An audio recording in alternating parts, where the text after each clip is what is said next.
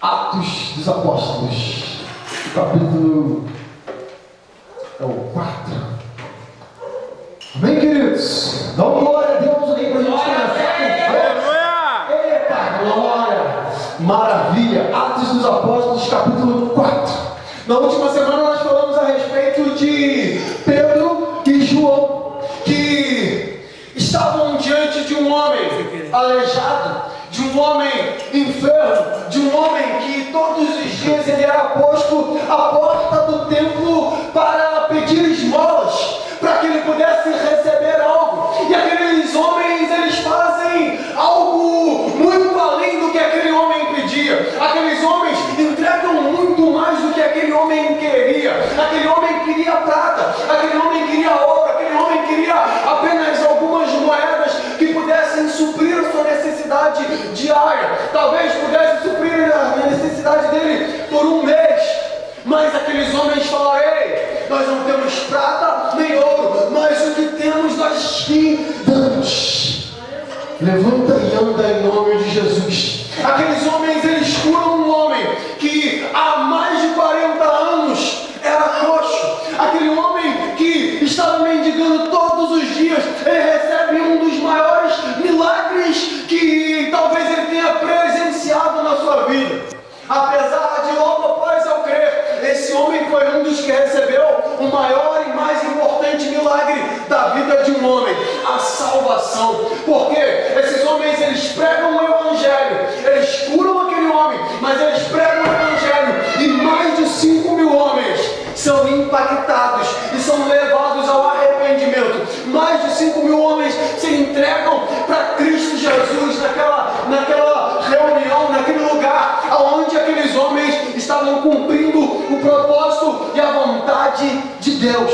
Pensa em algo que talvez você vai pensar diferente agora. Aqueles homens, eles estavam cumprindo a vontade de Deus. Aqueles homens estavam pregando o evangelho com graça, com intrepidez. Aqueles homens estavam operando milagres, sinais, maravilhas. E mesmo assim, foram presos.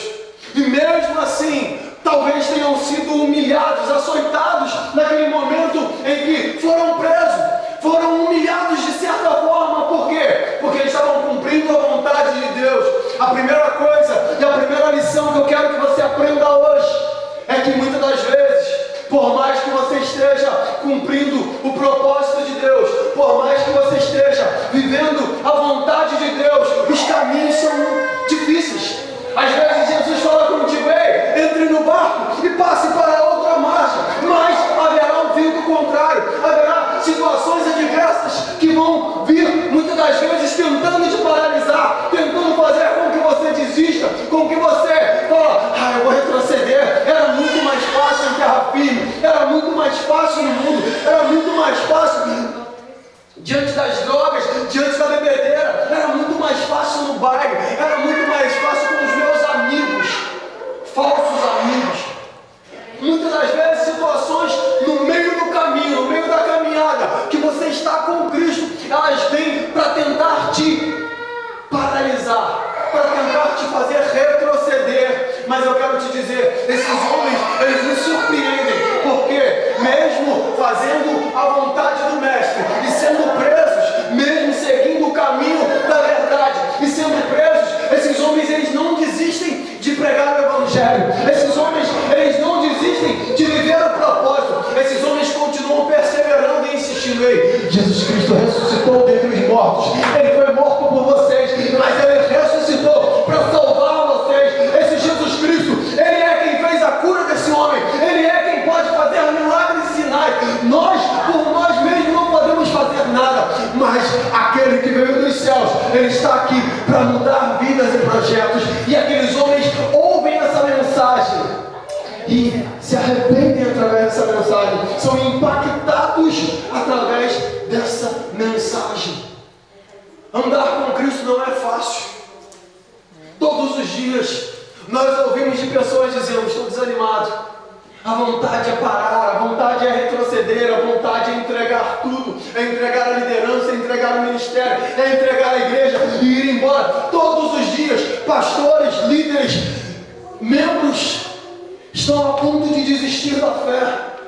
Mas eu quero que você veja, esses homens, eles começam a obra, e por mais que eles vejam a situação difícil na sua frente, por mais que eles vejam a situação adversa diante deles, eles perseveram e continuam fazendo a vontade de Deus. A primeira coisa que você precisa entender, por que eles fizeram isso? Porque lá atrás, eles estavam reunidos e foram revestidos de poder. Lá atrás, eles estavam reunidos em oração. Lá atrás, eles estavam reunidos no mesmo propósito. Quando você entende o propósito de Deus, quando você vive na vontade de Deus, quando você vive ligado, focado em oração, pode ter certeza, nada te faz parar. Aleluia! Hoje eu quero que você reflita comigo nesse texto. Atos capítulo 4. E tendo orado, moveu-se o lugar em que estavam reunidos. Aleluia! O posicionamento desses apóstolos é o que mais me surpreende. Por quê? Eles estavam com dificuldade, porque eles pregaram o Evangelho, eles fizeram uma cura, eles fizeram algo surpreendente, eles fizeram algo que poderia fazer com que eles retrocedessem. Mas esses homens, eles não retrocederam. Esses homens, eles continuaram perseverando. Esses homens, eles continuaram pregando o Evangelho. Eles podiam simplesmente dizer: quer saber? Vou parar. Só que, agora quando você lê esse texto, eles já foram liberados da prisão. E o que você acabou de ler é: e tendo orado, moveu-se o lugar onde estavam. Esses homens foram presos, mas eles receberam uma ordem: saiam daqui e não falem mais do nome de Jesus. Saiam daqui e não preguem mais a respeito desse homem morto. Eles falaram: como nós iremos parar de falar sobre aquilo que nós vimos? Como nós iremos parar sobre aquele milagre que nós vimos morrer e ressuscitar? Como nós iremos retroceder sobre aquilo que um dia o Deus Todo-Poderoso deu para nós e nos mostrou? Nós andamos com esse homem por 3 anos e meio. Nós andamos com esse homem e vimos os milagres que ele fez. Nós vimos ele morrer e nós vimos ele ressurreto.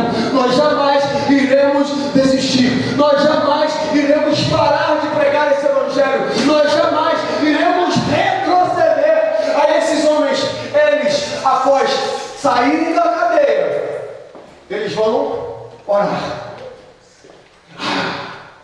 Sabe o que eu aprendi com isso?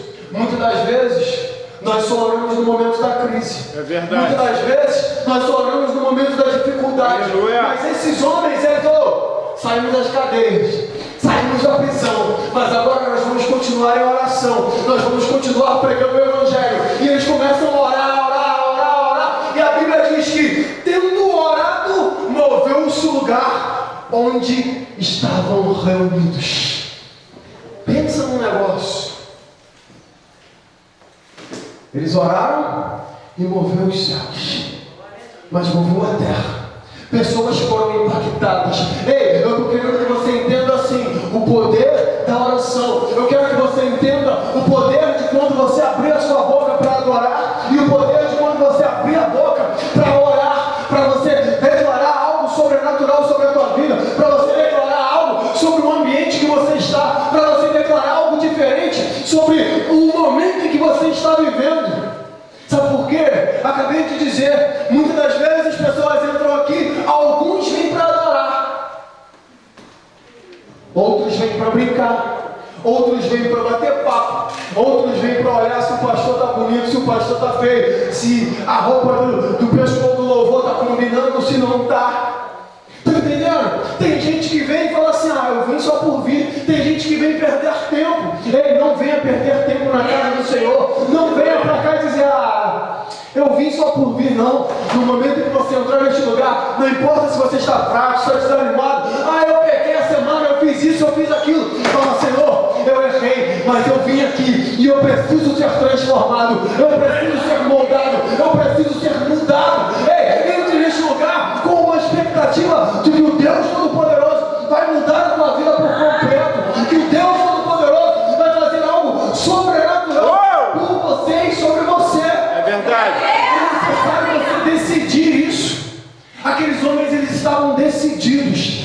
importa se estamos presos, não importa se estamos sendo açoitados, não importa o que vai acontecer, nós não iremos retroceder, nós não iremos parar de pregar o Evangelho de Cristo. E o que eu aprendo com esses homens? Eles oravam. Os homens do passado oravam. Os nossos pais oravam. Os nossos avós oravam. Mas nós, na verdade, nós não oramos. Ei, eu me lembro do motivo por qual eu nasci. Alguém sabe o motivo por qual eu nasci? A minha mãe... Rian, fala. Nasci para ser bandido, não. Não era bem assim, não. Esse aí é outra história. Confundi a história. Mas a verdade é a seguinte: a minha mãe, ela foi obrigada a dar o filho que ela tinha, que ela teve, na verdade. Ela foi obrigada, tomaram o filho dela ainda no hospital e entregaram para outra família.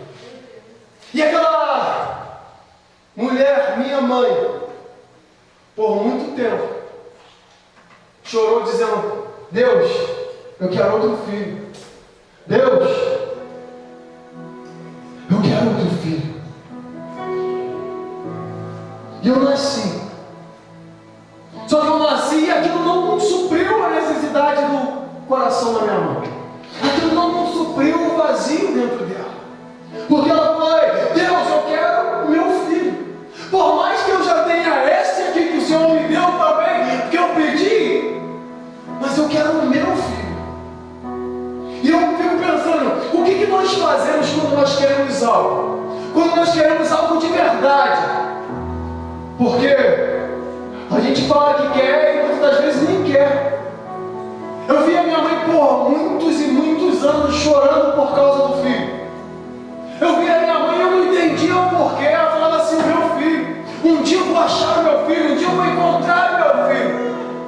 E por 16 anos aquela mulher orava, por mais que estivesse desviada. O mais interessante é que por muitas das vezes eu via, ela acordava às 5 horas da manhã, ajoelhava, orava, levantava da oração, pegava o seu cigarrinho e fumava. Não estava na igreja, mas ela orava, e sempre orava pedindo a Deus o filho dela. Ela falava: Deus, eu quero meu filho, eu creio que o Senhor vai trazer o meu filho de volta. Eu não sei onde ele está, eu não sei como, mas o Senhor vai trazer o meu filho de volta. Eu falava assim: minha mãe é maluca, eu não sei nem tanto que ela fala desse filho. A gente está aqui, eu e o Jorginho, poxa, que filho que ela está procurando? E ela falava do filho. E por 16 anos ela clamava a Deus por um filho. Até o dia que ela teve um dos maiores milagres da vida dela. O filho. No meio de uma situação totalmente turbulenta, porque é o que eu acabei de dizer, muitas das vezes a gente só ora no momento que é bom para nós. A gente só ora no momento que é propício. E a minha mãe, certa vez, voltou para a igreja. Ela falou: eu vou para a igreja, eu preciso voltar para Jesus. Voltou para a igreja. E ao entrar naquela igrejinha, um profeta olhou para ela e falou assim: ei, aquilo que tu sempre pediu a Deus, hoje está entregando. O teu milagre vai chegar. O olho da minha mãe brilhava. Ela chegou em casa falando: não, Deus vai me dar o meu filho, Deus vai me dar o meu filho. E eu falando assim: que filho, gente, que história é essa? Que filho, que filho. E de repente o meu irmão mais novo fica doente. E vem os questionamentos.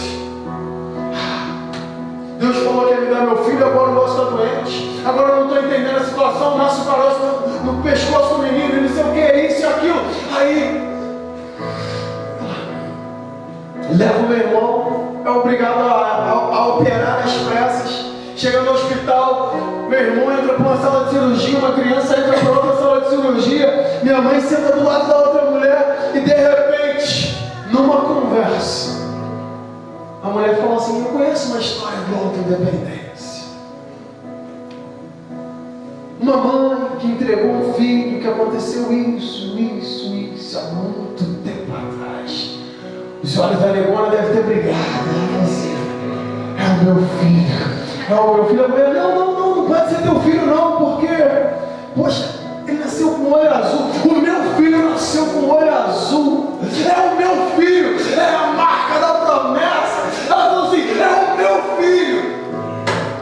Ela falou assim: não pode. É o meu filho. O meu filho nasceu assim, se assado, com o olho azul, isso e aquilo. A mulher: pensa num milagre. Pensa num projeto de Deus. Mas a minha mãe perseverou em oração. A Bíblia conta a história de uma mulher que, por muito tempo, ela foi humilhada. Por muito tempo, o desejo do coração dela era porque ela estava sendo pisoteada. Porque as pessoas, a outra mulher do marido dizia: tu não tem nada. Está entendendo? Ei, até quando você vai pedir a Deus algo que você realmente necessita?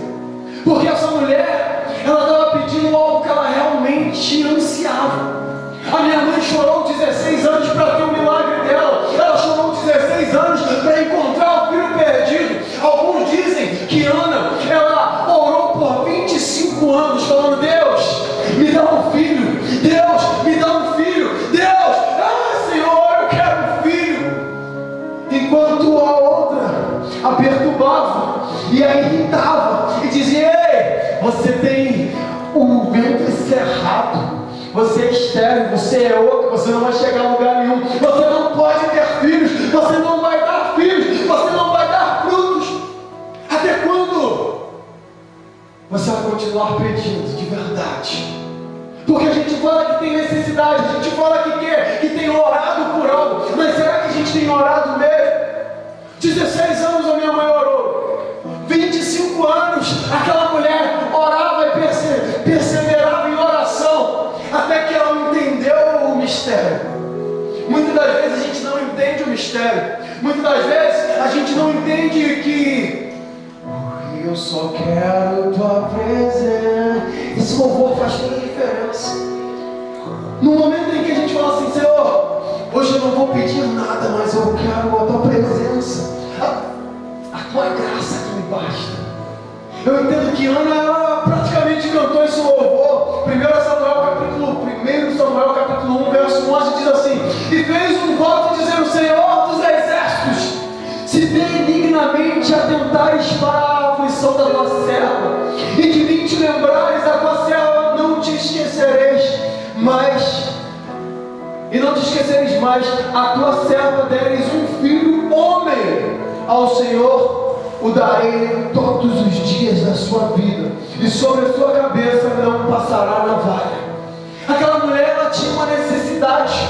Aquela mulher, ela tinha um anseio dentro dela que estava fazendo ela sofrer e apanhar todos os dias. Aquela necessidade dela de ter um filho fazia com que ela fosse humilhada todos os dias, porque as pessoas não acreditavam. Muitas das vezes você tem sido humilhado todos os dias porque as pessoas falam assim: você, nasceu nesse bairro de pobre, você sem pai, casamento separado, dificuldade assim, é problema assado, é isso, é aquilo, as pessoas duvidam de você. Talvez você não seja estéril, mas as pessoas olham para você e falam assim: não tem como você alcançar, não tem como você chegar. É exatamente o que aconteceu com essa mulher. Olhavam para a fraqueza, para a necessidade dela e diziam assim: você não vai chegar a lugar algum. Mas ela perseverou e continuou falando: Senhor, eu quero, até o dia que ela entendeu o sentido. Até o dia que ela falou assim: Senhor, o maior milagre não está só em receber.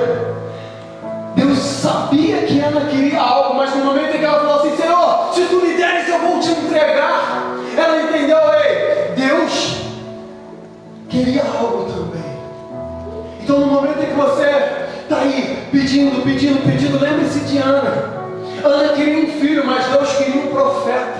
Ana queria um filho, mas Deus queria um sacerdote. Ana queria um filho, filho, mas Deus queria um juiz. E no momento em que ela falou assim: Senhor, se tu me deres, eu vou te entregar. Deus falou assim: eu vou te entregar, porque dentro do teu ventre eu vou ter tudo o que eu preciso também. Eu vou ter um homem que será completamente diferente. Está entendendo? Ei, para quem você está pedindo algo ao Senhor? Para quem você está dizendo: Senhor, eu quero, eu quero, eu quero? Ei, vai ser para a honra e glória do nome dele? Ou vai ser para te desviar? Ou vai ser para te destruir? Vai ser para paralisar os projetos e os planos dele para a tua vida?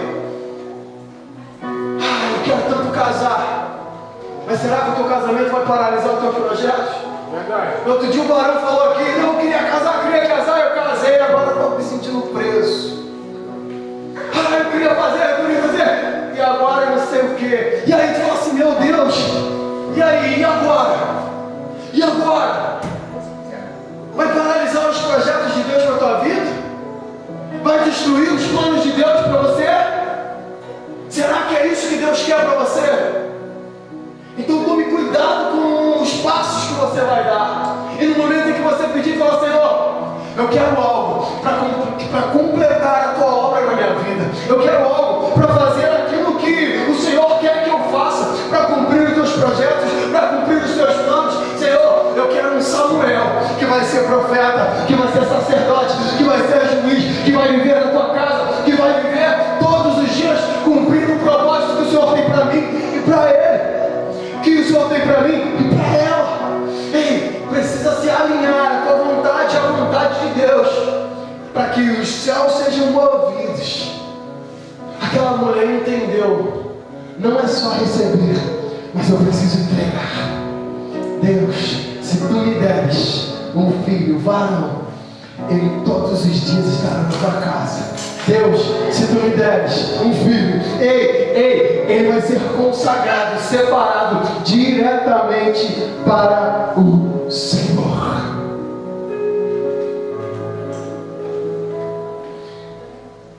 Eu penso que muitas das vezes nós entramos em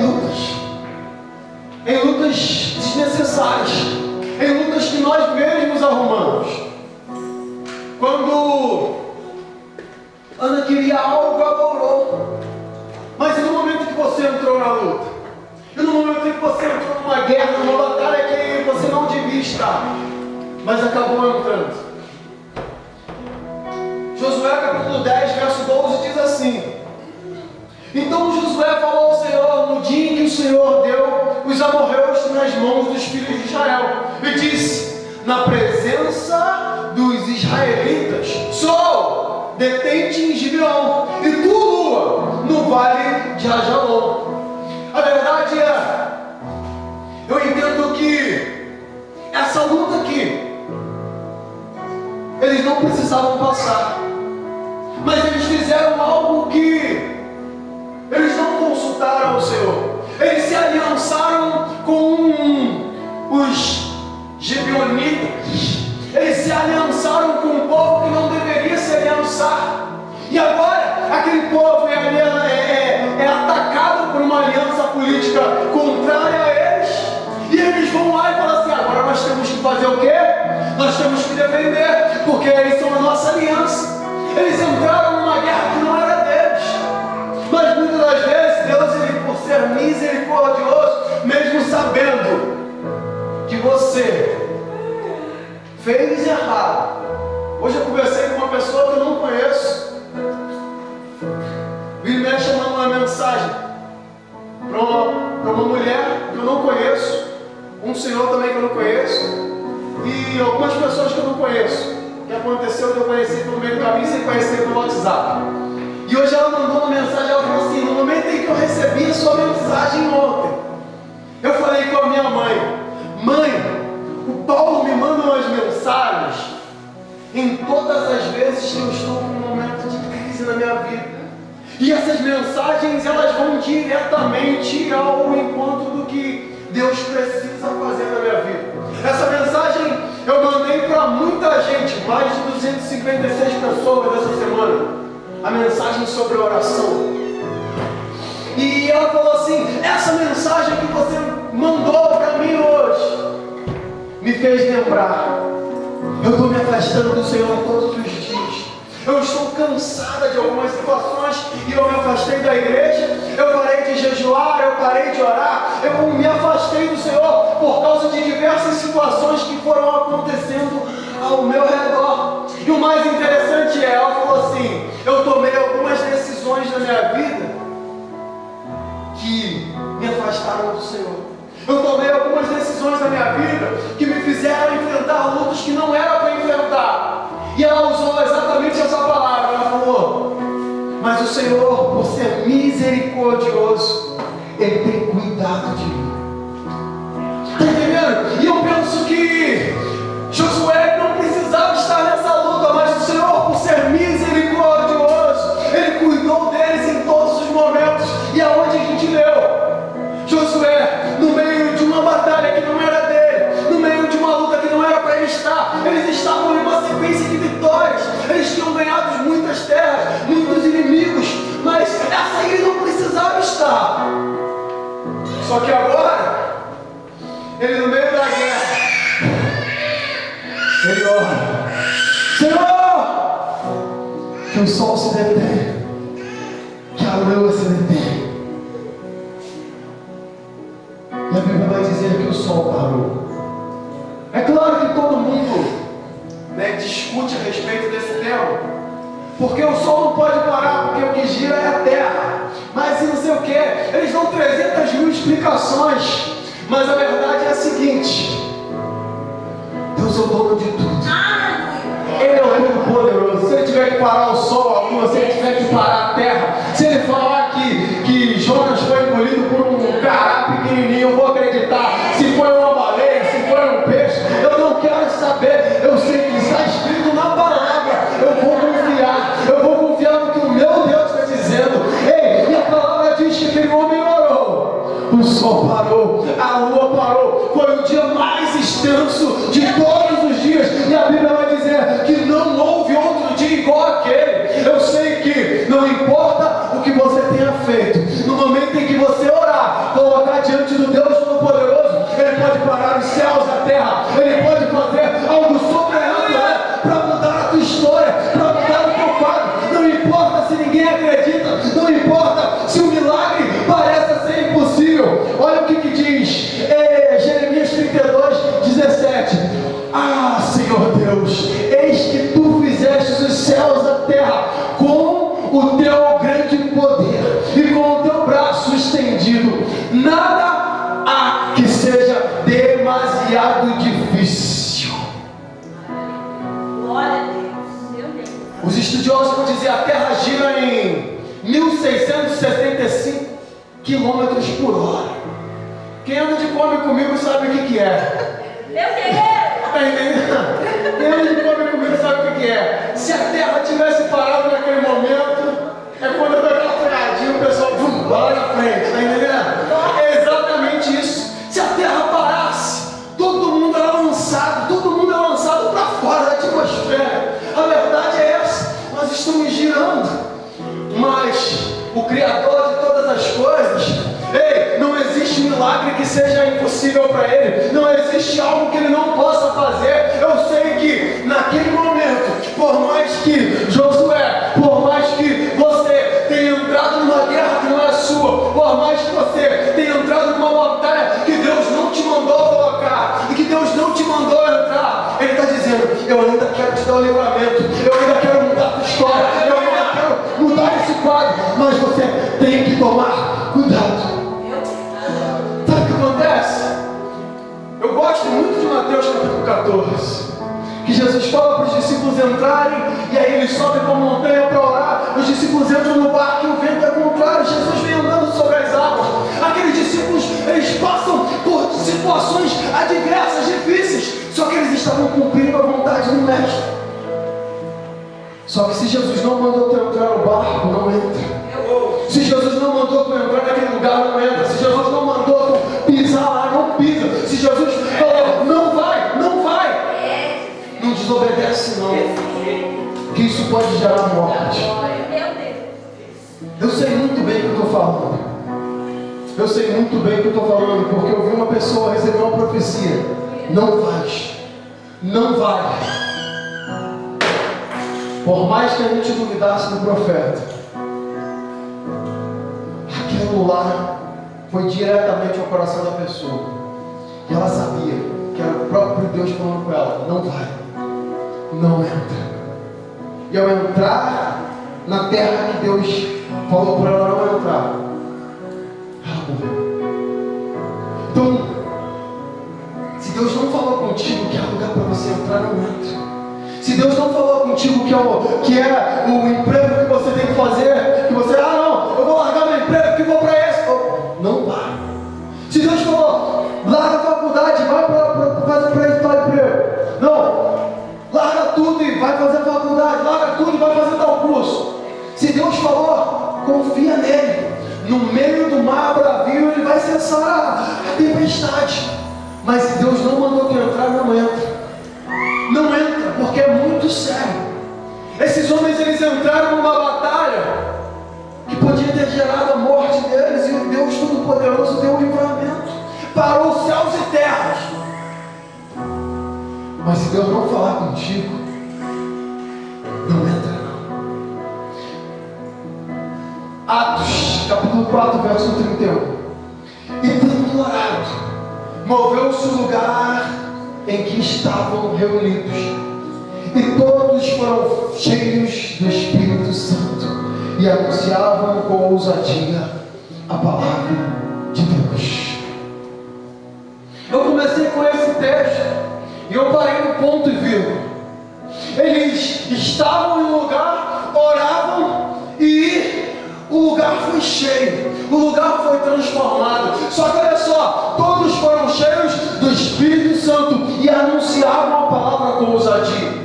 Eu fiquei pasmo essa semana que eu vi 2 pastores, eles praticamente, completamente desanimados. E eu falei assim: o desânimo está batendo em geral. É pastor, é ovelha, é isso, é aquilo, não sei o que. E você vai vendo, as pessoas vão dizendo assim: poxa, as pessoas estão sumindo lá na igreja. E a gente não vê diferente aqui. As pessoas estão esfriando. Está chovendo. Ai, está russo. Ai, não está muito quente. Vai derreter a maquiagem. Está entendendo? As pessoas estão esfriando em todas as áreas, esfriando espiritualmente, e não querem caminhar mais com Cristo. Logo agora que a gente vê que está tudo às portas, tudo caminhando para a volta do Deus Todo-Poderoso. E a Bíblia vai dizer: nos últimos dias o amor de muitos se esfriaria. E as pessoas estão retrocedendo.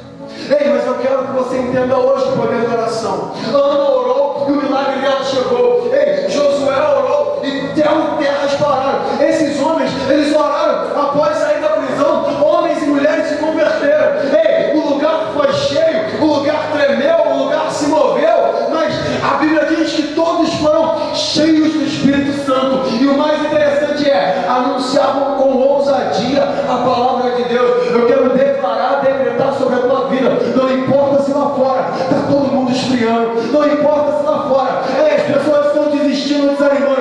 A palavra de Deus sobre a tua vida é: hoje a oração que é feita neste lugar vai encher a tua vida, vai encher o teu ânimo, vai te encher de uma graça tão poderosa. O teu espírito será completamente transformado e você vai ser sair daqui cheio, cheio, cheio. E liberando graça sobre a vida dos outros, liberando poder sobre a vida dos outros, animando os outros e dizendo: ei, hoje eu fui cheio e agora eu vou pregar com ousadia, eu vou falar com ousadia, eu vou viver com ousadia. Ei, talvez você tenha até entrado desanimado, mas o Deus Todo-Poderoso, Ele está aqui nessa noite dizendo: filho, filha, é tempo de voltar a orar, é tempo de voltar a pregar com ousadia, é tempo de quebrar as cadeias, é tempo de voltar àquela oração que nós fazíamos. O mais interessante é, quase 5 horas da tarde, Deus me trouxe esse texto. Escreve o anjo da igreja em Éfeso. Depois você estuda sobre a igreja de Éfeso.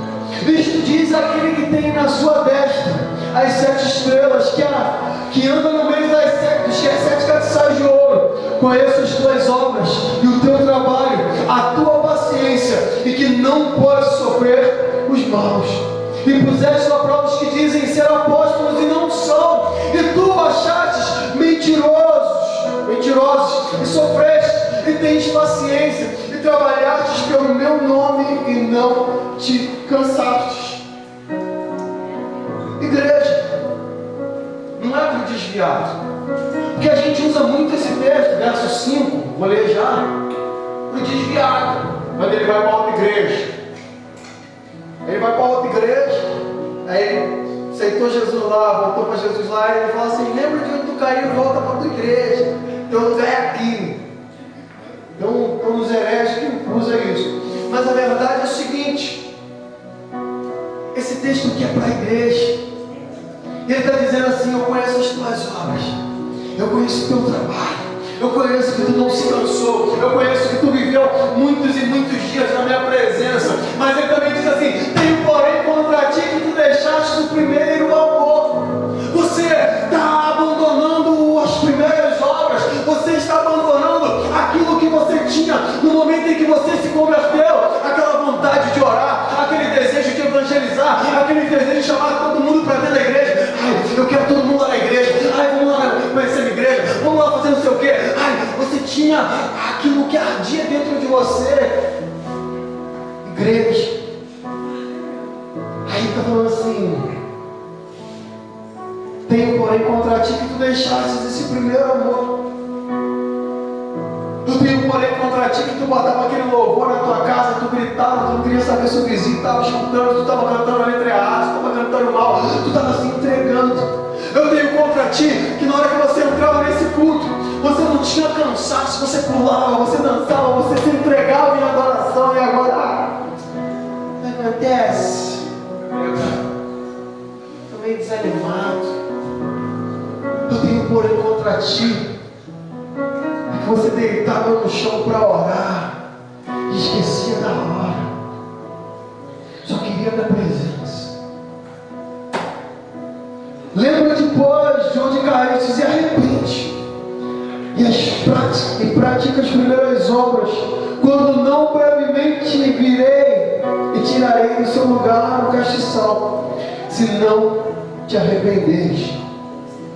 Aqui estou falando assim: aí, ainda estou dando tempo para você se arrepender, ainda estou dando tempo para você, igreja, viver a minha vontade, para você, igreja, viver os meus projetos, para você, igreja, viver os meus planos. Ei, eu estou dizendo, você estava vivendo de uma forma e agora está retrocedendo. Ei, lembra-te de onde caíste, começa de novo a praticar as primeiras obras, começa de novo a orar com intrepidez, começa de novo a falar do meu nome, começa novamente a viver os meus propósitos e projetos, porque você deixou os meus planos por causa de A, por causa de B, porque você desviou o seu olhar por causa do dinheiro que estava entrando no seu bolso. Ei, porque você desviou o coração de mim por causa da oferta do lado, porque você trocou a sua primogenitura por um prato de lentilhas. Arrepende-te e volta à prática das primeiras obras.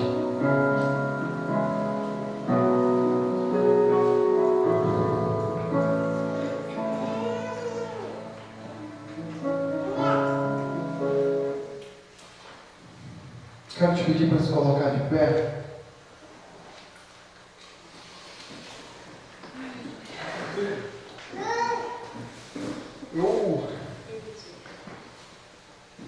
Para adorar. Você que veio nessa noite reconhece que precisa de Deus. Não que você que veio para me agradar. Talvez não, vou para agradar o pastor. É verdade, pai. Vou lá porque o pastor vai sentir minha falta. Mas para você que veio adorar, você que veio aqui, talvez mesmo que fraco, mesmo que desanimado, você veio aqui porque sabia que Deus ia ter a resposta para você. Você veio aqui porque sabia que Deus ele pode mudar qualquer quadro. Eu quero te convidar a se entregar de verdade nesse momento. Verdade, pai. Se entregar em adoração, se entregar em oração. E talvez você esteja aqui na frente e fale assim: ah, eu não estou conseguindo adorar, eu não estou conseguindo entregar, eu vou pedir para você levantar a sua mão. Eu vou até você e nós vamos orar. Eu creio que algo vai ser destravado sobre a tua vida nessa noite. Algo vai ser destravado na sua vida nessa noite. Você vai adorar todo mundo. Você vai se entregar como nunca. Ei, em nome de Jesus.